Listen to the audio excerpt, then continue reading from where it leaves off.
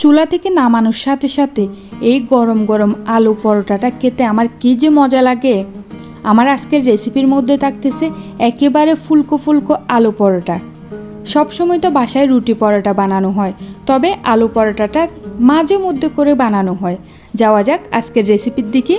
Hello everyone, আসসালামু আলাইকুম, welcome to Ruby's kitchen. আমি আলু পরোটার জন্য এখানে ময়দা নিয়ে নিয়েছি, আর এর মধ্যে দিয়ে দিয়েছিলাম বেকিং পাউডার আর পরিমাণ মতো করে লবণ। সব কিছু দিয়ে শুকনোভাবে মিশিয়ে নিচ্ছি। এরপরে গরম পানি দিয়ে দিচ্ছি, তারপরে দিয়ে দিব ঠান্ডা পানি। এখানে গরম পানি আর ঠান্ডা পানি দুইটা পানি মিক্স করেই এই ডোটা রেডি করা হবে। আমি অবশ্যই এই ডোটা রেডি করার ক্ষেত্রে খুবই কাঁচা, ওই হিসেবে আপনারা তো যারা আমার ভিডিও দেখেন তারা জানেনই আমাকে বেশিরভাগ কাজে কিন্তু আমার আম্মু হেল্প করে থাকে। তো সেই হিসেবে আজকেও আম্মুই হেল্প করছে। পরোটা বানানোর জন্য একদম পারফেক্টভাবে আম্মু ডোটা সুন্দরভাবে হাতের সাহায্যে, মানে কতটুকু পরিমাণে পানি দিতে হবে সব বুঝে শুনে আর কি ওভাবে করেই রেডি করে নিচ্ছিল। ডোটা যখন খুব ভালো মতো একদম পারফেক্টভাবে রেডি হয়ে গেছে, এর মধ্যে অল্প পরিমাণে সয়াবিন তেল দিয়ে দিয়েছে। তারপরে আবারও একটা হাতের সাহায্যে ভালো মতো মতে নিয়ে যে কয়েকটা আলু পরোটা আজকে বানানো হবে, লিচিগুলো চিড়ে নিচ্ছে আম্মু। সবগুলো লিচি চিড়ে নিয়ে ডোটা আম্মু এক পাশে করে রেখে দিচ্ছে, আর এর মধ্যে কিছুটা পরিমাণের ফুলেই উঠবে এই ডোটা। এখন আমি পরোটার ভিতরে দেওয়ার জন্য আলুর পুরটা রেডি করে নেব। আলুটা সিদ্ধ করে ম্যাশ করে নিয়েছিলাম, এর মধ্যে কিছুটা পরিমাণে পেঁয়াজের বেরেস্তা দিয়ে দিয়েছি, তারপর কাঁচামরিচ কুচি, ধনে পাতা কুচি। এখন দিয়ে দিচ্ছি এর মধ্যে চিলি ফ্লেক্স। চিলি ফ্লেক্সের কারণে সুন্দর একটা ফ্লেভার পাওয়া যায় কিন্তু। তারপর আরও একটা ধনে পাতা দিয়ে দিয়েছি, 2 ধরনের ধনে পাতা দিয়েছি কিন্তু আমি এখানে। এখন দিয়ে দিচ্ছি পরিমাণ মতো করে লবণ।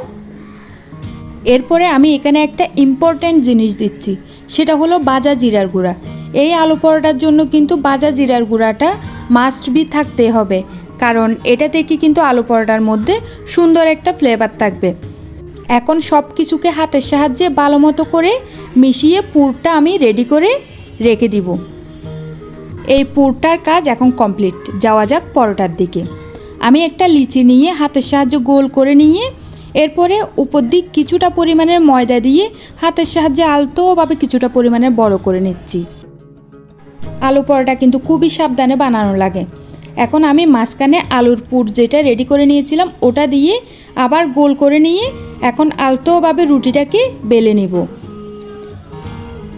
এই পরোটাটা যদি মাঝখান দিয়ে কোনোভাবে একটু ফেটে যায় তাহলে পরে দিয়ে কিন্তু এটা বাছতে গিয়ে সমস্যা, তেমন একটা ফুলে উঠবে না, একেবারে শক্ত হয়ে যাবে। আলতো হাতে আমি উপর দিয়ে অল্প অল্প ময়দা ছিটিয়ে দিয়ে পরোটাটা বেলতেছি। খুবই সাবধানে এই কাজটা করতেছিলাম, ভয়ে ভয়ে ছিলাম যে কোনো দিক দিয়ে ফেটে যাবে না তো। আবার একটু জোরে যদি চাপ দিতে যাই তাহলে কিন্তু এটা ফেটে যাওয়ার সম্ভাবনা।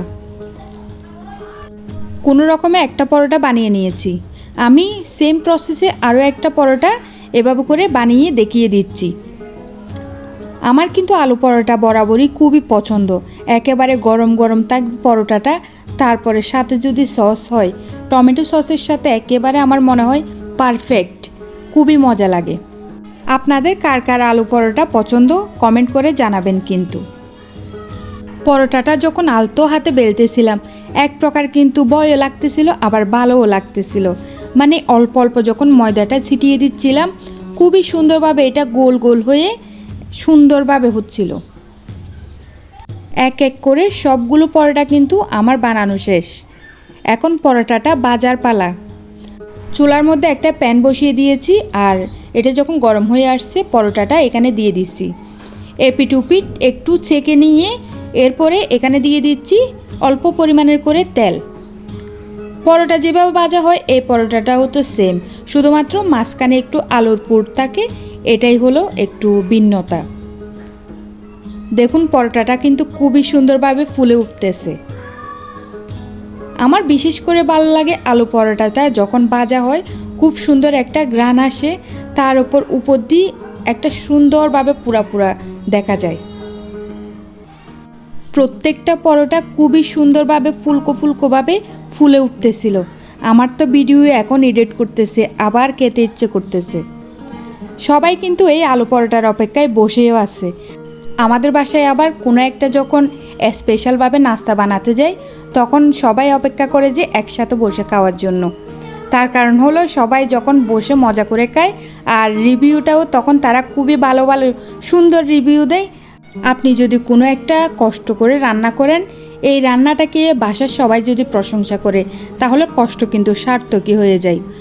আমার সবগুলো পরোটা ভাজা হয়ে গেছে। আমি একটা হট বক্সের মধ্যে উঠিয়ে নিয়েছি যেন গরম থাকে। এখন দেখুন পরোটাটা কি পরিমাণের একেবারে সফট, আর ভিতরটাও খুবই সুন্দরভাবে হয়েছে। খেতে কিন্তু অসাধারণ ছিল এই পরোটাটা। আমার রেসিপিটা যদি আপনাদের ভালো লেগে থাকে, তাহলে সবাই আমাকে সাপোর্ট করবেন। ভালো থাকবেন। আল্লাহ হাফেজ।